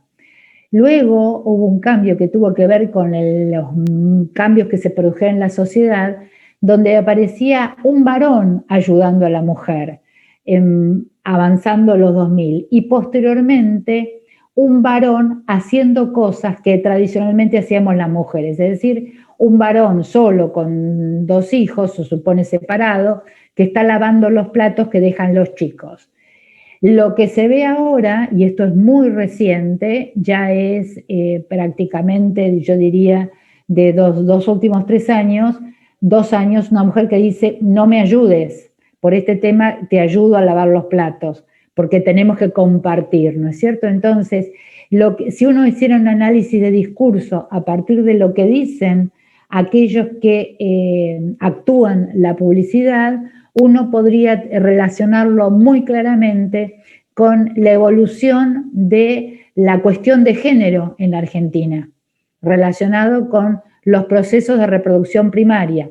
Procesos de reproducción primaria en sociología, que Sautou menciona en su texto Las clases sociales, significa todas aquellas actividades que tienen que ver con llevar adelante las tareas cotidianas para que los miembros de la familia puedan cumplir con sus funciones, es decir, ir a los que tienen que educarse, ir a educarse, los que tienen que ir a trabajar afuera del hogar puedan hacerlo, y esto significa una repartición del trabajo, que a veces recaía solamente en la mujer y poco a poco fue recayendo o en una empleada o si no en todo el grupo familiar, que sería desde mi punto de vista lo deseable. ¿Se entiende esto? ¿Se entiende a qué me estoy refiriendo en el ejemplo? Sigamos. Bien, ahora voy a hablar sobre los grupos focalizados, que es el método cualitativo. Lo que se entiende por grupos focalizados en el contexto de la investigación cualitativa se orienta al estudio de la construcción de modelos y significados en situaciones de interacción social. El grupo focalizado no es solamente una técnica de recolección de datos o producción de información exploratoria, sino que es un método para lograr acceder a lo que Schutz denominan la intersubjetividad o descripciones ordinarias de la realidad compartida por la gente. El investigador lo que puede observar es la experiencia de la realidad sin estar directamente involucrado en la interacción. El grupo produce un discurso limitado por las condiciones en que sus miembros fueron reclutados y por las consignas iniciales que el propio investigador propone, aunque éstas sean mínimas. Las transcripciones de la discusión en grupo dan acceso a procesos de construcción intersubjetiva, que es lo que se desea investigar. Sautou en el texto indica 3 pasos del proceso. El primero sería el intercambio verbal y gestual de significados, el segundo los mecanismos de influencia mutua, consenso y desacuerdo, y la tercera la emergencia como resultado de la dinámica en grupo, de fantasías, categorizaciones, creencias y valores construidos alrededor de las consignas iniciales y de las posteriores que surgen de la propia actividad del grupo. El grupo focalizado sirve para investigar temas difíciles de abordar en entrevistas individuales, como temores, sexualidad, sufrimiento, prejuicios, entre varios otros.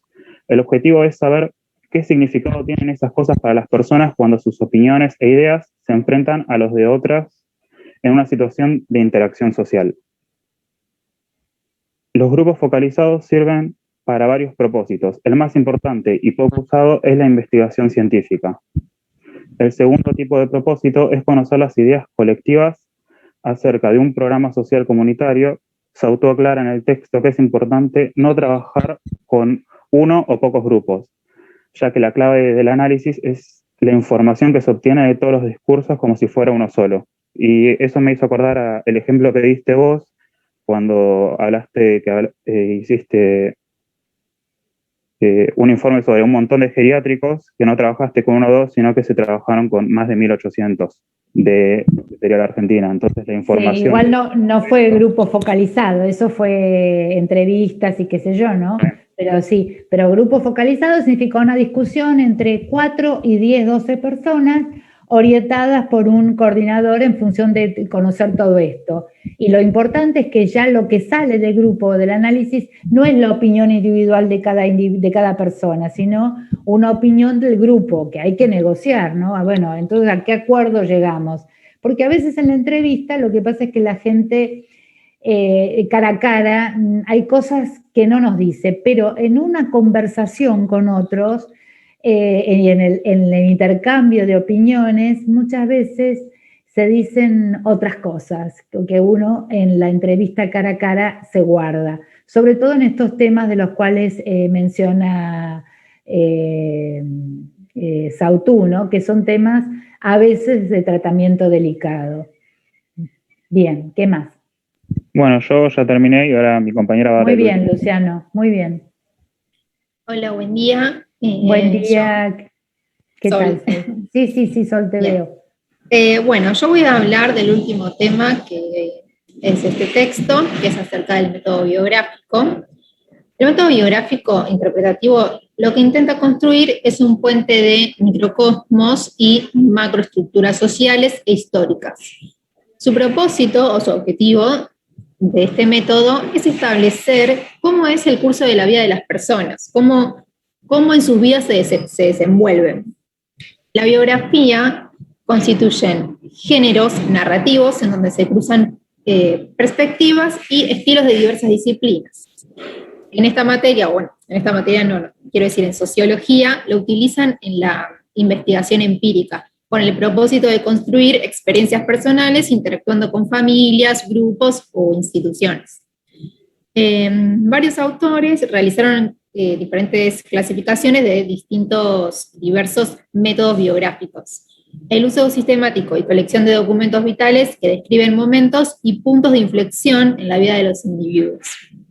La investigación biográfica consiste en el despliegue de las experiencias de una persona a lo largo del tiempo, lo cual incluye una selección consciente e inconsciente de recuerdos de situaciones en las que las personas participan de manera directa o indirectamente y lo interpretan por la experiencia posterior. Por lo tanto, el relato no es una descripción, sino una selección y evaluación de la realidad. El método se estructura alrededor de un núcleo, de la existencia de un yo. Esto es Esto es lo que sería la biografía, la autobiografía o relato de vida, que comienza por ubicar el sujeto en un contexto histórico. Estos métodos son procedimientos y como tales asumen ciertos supuestos acerca de la realidad y la construcción del conocimiento. En la selección del método, el investigador lo que toma en cuenta son esos supuestos y evalúa su compatibilidad con el enfoque teórico elegido. El punto más importante del argumento es que la teoría comanda todo el proceso de la investigación. La manera que es planteado un tema de investigación deriva en objetos que condicionan los métodos elegidos. El método tiene que responder a los objetivos, con lo cual el margen de elección se mueve en el campo de los métodos cuantitativos, sea una encuesta o, por ejemplo, datos estadísticos. En cambio, si el sociólogo, el investigador, desea investigar y conocer fantasías o temores, lo ideal es por el método cualitativo. O sea, por un lado el método cuantitativo, se trata más de lo que son datos, encuestas o informes estadísticos, o lo que es más profundo, lo que sería el método cualitativo. Y bueno, para cerrar este tema de este método, la formulación del objetivo a partir de un marco teórico es el núcleo central de una investigación. Primero tenés que partir desde qué es lo que querés averiguar y de ahí elegir el método para obtener todas tus respuestas. Muy bien, ¿cerramos acá o hay algo más? No, este fue el último tema. Y Profe. sí, Delfina. Quería hablar de eso. Delfina tuvo unos problemas personales, por eso no pudo asistir, pero, o sea, colaboró en todo y bueno, tuvimos que sustituirnos la parte que habíamos dividido para ella y lo dio Luciano. Perfecto, perfecto, listo. Yo quería saber esto. Muy bien. Respecto del método biográfico, piensen ustedes en la familia Fortabat. Los Fortabat son los dueños de una de las principales, de la principal cementera, productora de cemento de Argentina. Tienen varias cementeras, ¿no? Conocer en profundidad la vida de Fortabat, la fundación de la empresa, el desarrollo, o no sé, pensando en la familia Roca, ¿no? De Tequín, o pensando en los Bunge cuando eran los dueños de Alba y de Grafa, porque después las empresas esas se vendieron, ¿no? En gran parte a capitales multinacionales, pero esta idea de recuperar las historias de los individuos, y a partir de eso hablo en el ámbito organizacional, en economía, en administración, inclusive en contabilidad. La empresa Ford, cómo Henry Ford funda la empresa Ford y a partir de eso cómo piensa que la empresa tiene que crecer, el tema del Ford A, el Ford T y todo el proceso que viene. Recién en la década de los 60 hay un primer director de Ford Motors norteamericana que no es miembro de la familia Ford.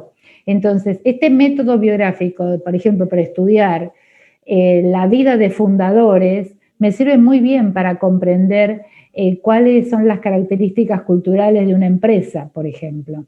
Digo, para ubicar esto que dice Sautu en algún lugar.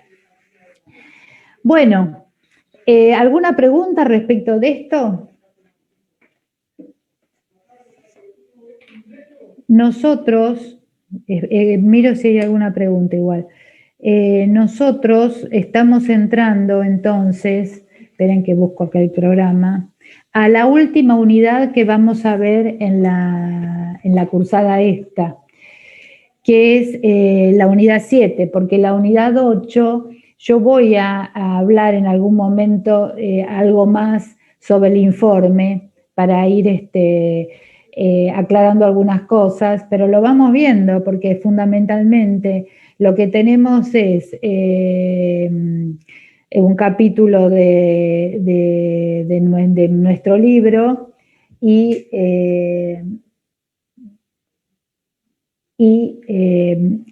las normas APA. Así que no hay mucho más. A Becker, si quieren léanlo o no lo lean, no importa, pero sí vamos a trabajar en esta unidad 7, ampliando muchas de las cosas que fuimos mencionando a lo largo de la cursada, pero que no le dimos una entidad o una profundidad que lo justifique. Seguimos hablando de metodología.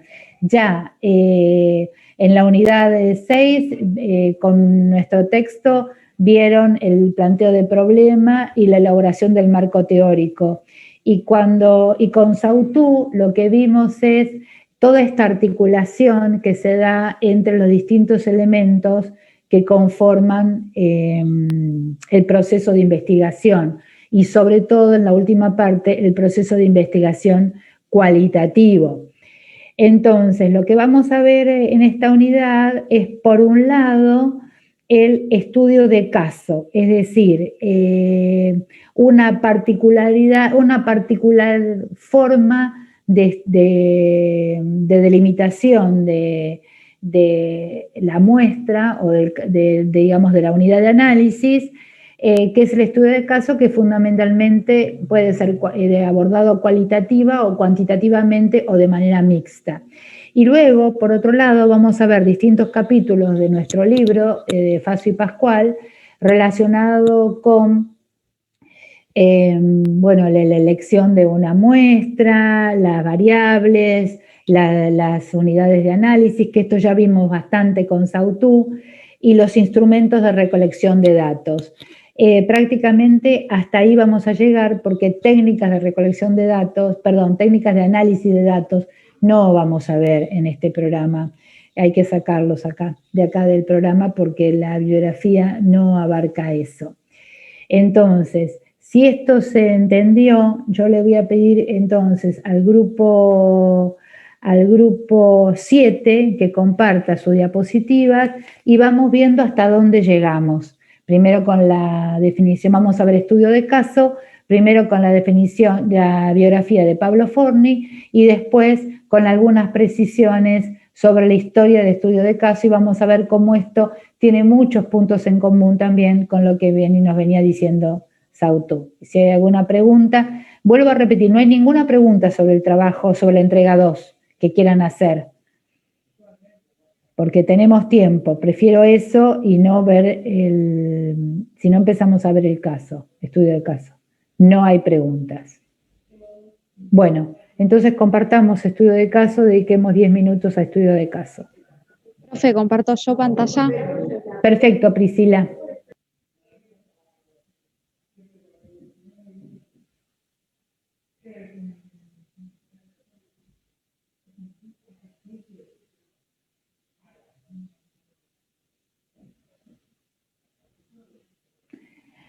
Muy bien, les escucho y vamos completando. Bueno, buen día, profe. Buen día, Alison. Diciendo la biografía de Pablo Forni, el Bueno. autor de este texto, quien se graduó como licenciado en Sociología de la Universidad de Salvador, en Buenos Aires. Tuvo un máster en Artes y un doctorado en Sociología en la Universidad de Notre Dame, en Estados Unidos. Es un investigador del CONICET, también director del Instituto de Investigación en Ciencias Sociales, y profesor de la Universidad de El Salvador, donde se graduó, y de la Facultad Latinoamericana de Ciencias Sociales. Su área de investigación incluye la sociología de las organizaciones, en especial las del tercer sector. Y actualmente investiga sobre el accionar de las organizaciones de base y las ONG, el desarrollo de redes organizacionales y la formación de capital social. Muy bien. O sea que está vivito y coleando, es argentino, Sí. Y quizás se cruzan con él en algún momento de su vida. Bien, sigamos. Hola, profe, yo voy a hablar de qué es un estudio de caso y los tipos. Bueno. Bueno, el estudio de caso es una estrategia de investigación que se centra en la comprensión de las dinámicas que se presentan en escenarios particulares. En cualquier estudio de caso se presta mayor atención a la particularidad y complejidad de un caso singular para llegar a comprender su comportamiento en situaciones importantes. Bueno, los estudios de caso integran o triangulan distintas fuentes y métodos de recolección de datos que, como ya se dijo, pueden ser cuantitativos, cualitativos o mixtos. Bueno, tienen varios propósitos como brindar una descripción, verificar una teoría existente o bien generar una teoría nueva. En el siglo XIX, Lepley y sus discípulos aplicaron el estudio de caso, al cual ellos llamaban método monográfico, al estudio de las familias obreras de Francia y otros países europeos. Bueno, Lepley sostenía que la sociedad no podía estudiarse en su totalidad, sino a partir de sus componentes fundamentales, que eran las familias. Constituyendo a las familias obreras como objeto de estudio, recolectó ciertos datos a través de entrevistas, presupuestos familiares, etcétera, sobre los diferentes aspectos de sus dinámicas y actividades. Y a partir de esos estudios podían llegar a formularse generalizaciones. Bueno, se opta por el estudio de caso como estrategia de investigación cuando la pregunta gira en torno al cómo y al por qué, cuando el investigador tiene poco control sobre los eventos, o cuando el foco se encuentra en un fenómeno contemporáneo dentro de un contexto de la vida real. Bueno, hay dos tipos de estudios de caso según el motivo de selección del mismo. Están los estudios de caso intrínsecos y los estudios de caso instrumentales. Bueno, el intrínseco es, bueno, dice que solamente se necesita indagar sobre el caso en particular, o sea, el caso elegido. Y el estudio de caso instrumental dice que el caso no es valioso, sino que se selecciona porque comparte ciertas características particulares con de otros casos. O sea, se pretende... ¿Pueden dar un ejemplo de estudio de caso intrínseco y el estudio de caso instrumental? Sí, en el texto, en el instrumental dice, por ejemplo, una escuela porque es representativa de otras, o un hogar de pobreza, o sea, en situación de pobreza, porque es representativa de una población muy amplia. Pero el ejemplo de intrínseco no lo entendí muy bien. Bueno, el intrínseco es porque el caso me interesa por sí mismo, no porque sea represente a tantos otros. Supónganse, tengo en una área determinada, en el Gran La Plata, hay 10 quintas de horticultores. 9 horticultores tuvieron que quemar parte de la producción porque no pudieron venderla.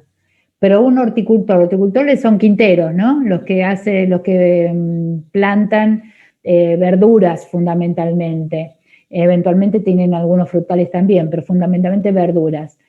Pero un horticultor vendió todo. Es más, no solo que vendió todo, sino que además de eso no puede satisfacer la demanda que tiene.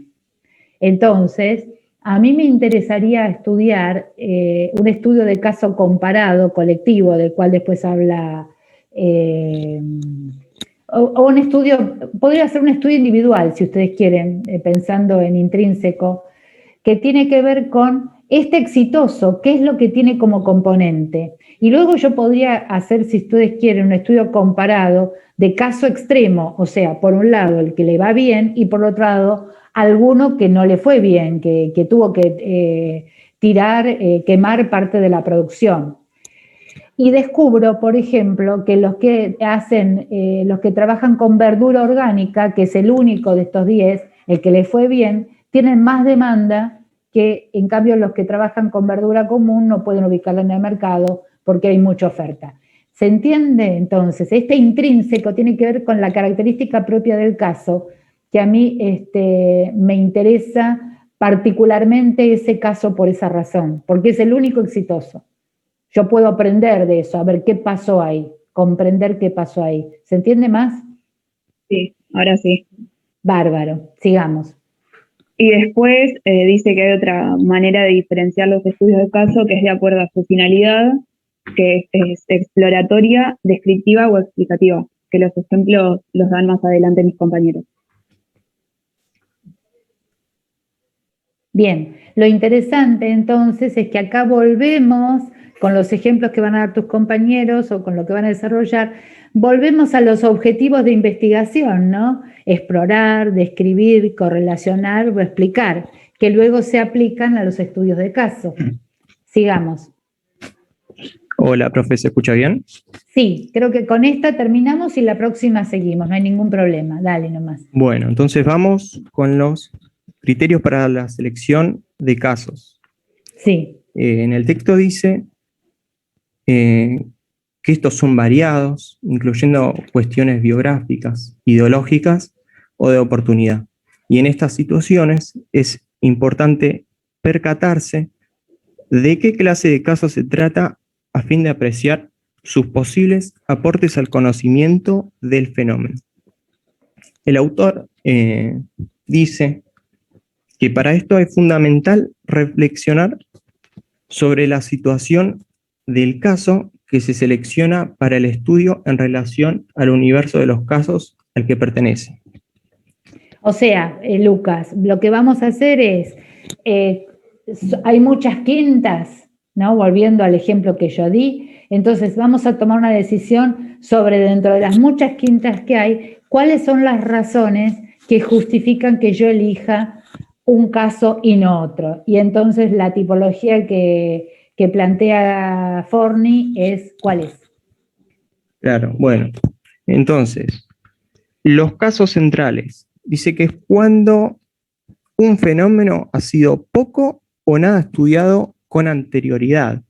Dice que suele ser la mejor opción centrar la atención en casos que revistan centralidad o sean muy importantes para el universo considerado. Dice que la importancia del caso puede deberse a su tamaño, su importancia política, cultural o de cualquier otro tipo de acuerdo a la naturaleza del fenómeno. Después tenemos los casos extremos, que dice en ocasiones elegir para su estudio un caso extremo o atípicos es conveniente a los fines del investigador. Estos casos suelen ser reveladores, ya que brindan mucha información sobre el fenómeno estudiado al activar más actores, mecanismos y situaciones. Dice que el valor de un caso límite reside en que revela las posibilidades latentes de un fenómeno. Dice, no existen reglas para identificar casos extremos, pero un criterio útil sería, partiendo de las teorías y conocimientos existentes, buscar aquellos casos en los cuales sería más probable o bien más improbable la ocurrencia del fenómeno que estamos interesados en estudiar. Y después los casos críticos, dice que son aquellos que tienen una importancia estratégica en relación al problema general que se investiga. Bueno, cerramos acá. Para la próxima, Lucas, retomamos con 3 ejemplos de caso central, extremo y crítico y seguimos con lo que falta. Bueno, me voy a poner a corregir los recuperatorios, gente. Que tengan buena semana, nos estamos viendo el miércoles. Chao, profe. Gracias por la Adiós. clase. Muy buena exposición. Terminamos. Chao, profe, hasta luego. Adiós.